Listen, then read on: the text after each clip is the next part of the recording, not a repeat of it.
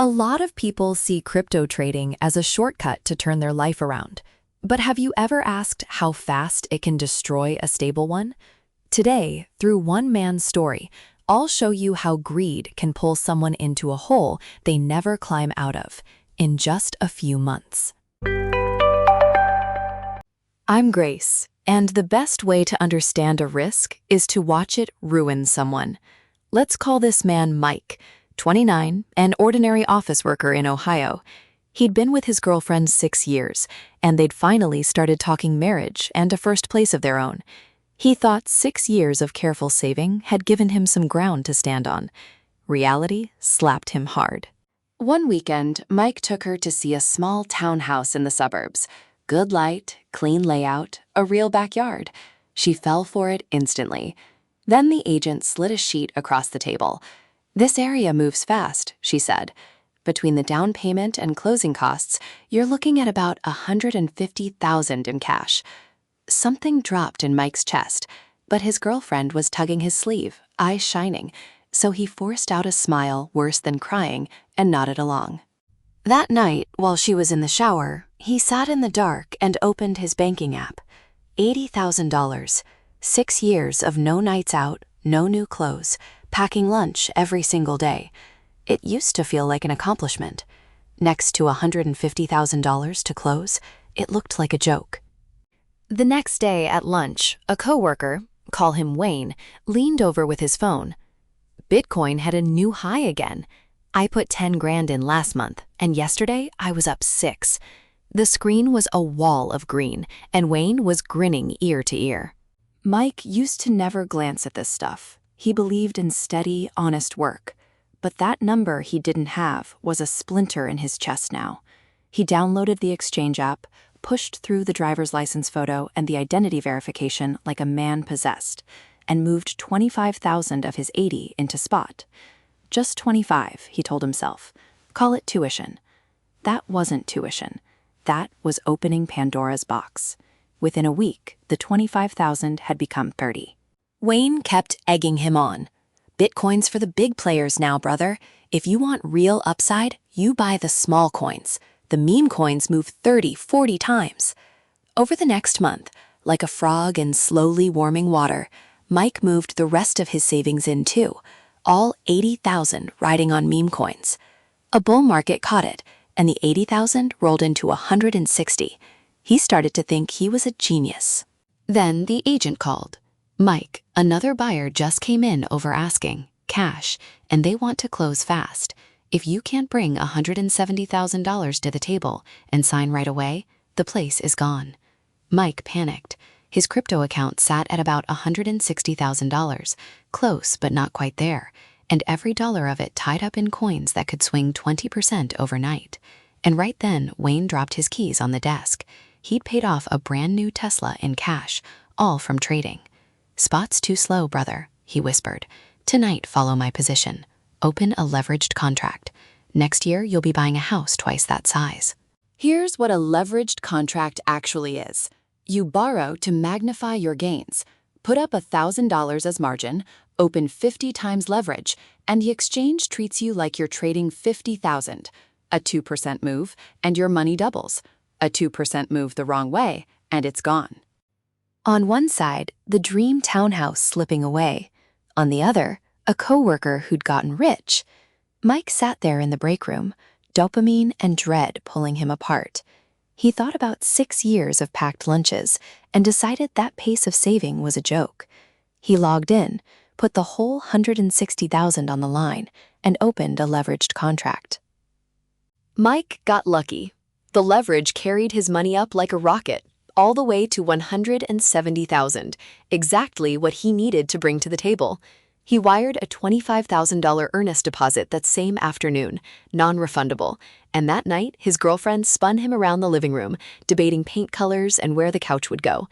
Closing was set for the following Friday, with the rest, about $145,000, due in escrow by then. He meant to withdraw it all Monday, but Wayne was in his ear again.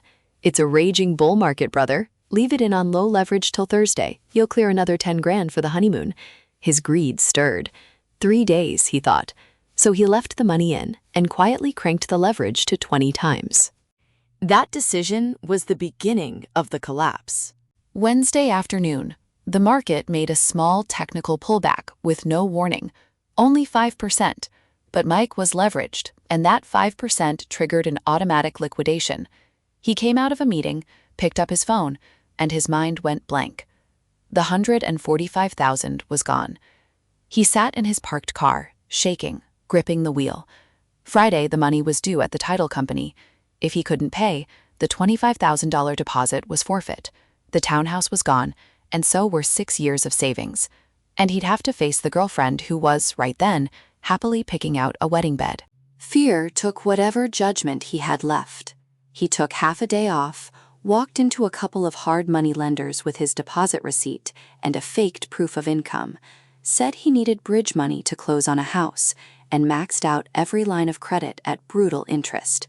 He signed personal guarantees, the kind that sign your life away, and walked out with $145,000 in cash. Sitting in his car at the curb, he couldn't bring himself to hit transfer. He knew exactly what it was: high-interest debt with his name on the line, and if he lost it, he was finished. For a second, he wanted to drive home, kneel in front of her, confess everything. Then his phone lit up. "Babe, I just ordered the little sign for our front door with our names on it. I can't wait to move into our home." Our home. His eyes went red. The fear turned into one last burst of madness, not for greed this time, but to survive.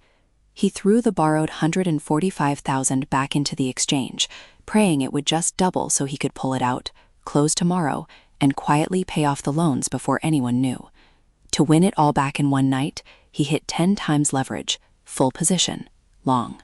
The next day and night were hell. At 10 times leverage, a 10% drop would wipe him out. By late Thursday, hours from the deadline, the market started to slowly recover. The loss began to close. He was almost back to even. Exhausted past the limit, he muttered to himself, "Just get through tonight, pull the money, and I'm done forever." Then he dropped the phone on the nightstand and fell into a dead sleep. At 3:14 in the morning, the group chat exploded. Dozens of messages a second. "Musk turned on us. Tesla's stopping Bitcoin payments. Run, China just announced a full crypto ban. The stampede's here." Mike woke to the buzzing. The chart that had been climbing was now a bottomless red column, down 10, 20, 30%, falling like an elevator with the cable cut. Cold sweat everywhere. At 10 times leverage, a 10% drop meant total loss, and the drop was already far past that. He stabbed the close everything button and learned what real hell is. Because 100,000 people hit sell at the same instant, the exchange's servers froze. All he had was a little white circle, spinning. He stared at the global price still crashing on his tablet, while his own app sat locked, dead. This is the worst thing in crypto. Your money is being destroyed, and the screen won't even let you watch it happen. The $145,000 he'd signed his life for got shredded behind a frozen loading wheel. Eventually, the sky lightened. A cold notification appeared. "Your margin balance is insufficient. Your position has been liquidated." He opened the app with shaking hands. The number in the center of the screen wasn't 300,000. It was 0. Then the phone rang, shrill. "Hello, is this Mike? This is the lending office. Just confirming the personal guarantee you signed yesterday for $145,000. His girlfriend pushed the door open with breakfast in her hands. The smile froze on her face the moment she heard the words loan and guarantee. You can't keep a fire wrapped in paper. A few days later, Mike's life came apart completely. The girlfriend who'd been with him 6 years didn't scream or fight. She looked at the table full of collection notices, quietly packed her things, set her copy of the car key on the table, and walked out of his life for good. 6 months later, on a freezing night in pouring rain, Mike sat at a red light in that same old hatchback, the check engine light glowing on the dash. By day, he was still the meek office worker. The moment work ended, he switched on the rideshare app and drove strangers around until 3 in the morning to keep up with the interest. Then he looked up, and through the rain, on the second floor of the building in front of him, warm yellow light glowed in a window. It was the townhouse they'd fallen in love with at first sight. Another man and another woman lived there now, living the plain, steady life he'd thrown away. He looked down at his cracked phone screen. No crypto app on it anymore, just 3 unread texts from collections, and he finally understood. The cruelest thing in this world was never poverty.